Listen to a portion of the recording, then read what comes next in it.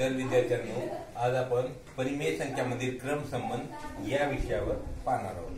क्रमसंबंधामध्ये दोन अपूर्णांक घेतलेले आहेत। एक अपूर्णांक आहे 5/4 व दुसरा अपूर्णांक आहे 2/3।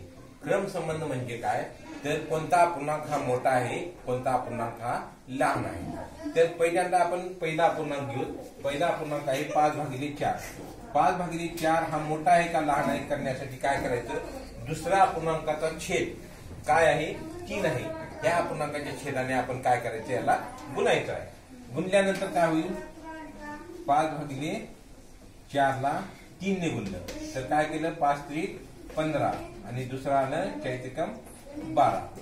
हा अपूर्णांक या पद्धतीने आले 15/12। आता दुसरा अपूर्णांक घ्यायचा आपल्याला 2/3।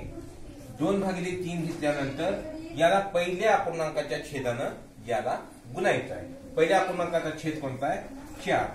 4 न गुणल्यानंतर आपल्याला काही 4×2 8 4×12। आता जे काही छेद आलेले आहेत ते सर्व छेद एकत्र करायचे आहे। आपल्याला काय करायचंय, 15/12 व 8/12। आपल्याला माहित आहे, जर छेद असेल, छेद समान असेल तर अपूर्णांकाचा अंशामध्ये जो अंक मोठा आहे तो अपूर्णांक हा मोठा असतो। तर इथे 15/12 हा 8/12 पेक्षा मोठा आहे, कारण इथे छेद समान आहे म्हणून मोठी संख्या 15 आहे, लहान संख्या 8 आहे। म्हणून काय आला, 15/12 हा मोठा अपूर्णांक आहे।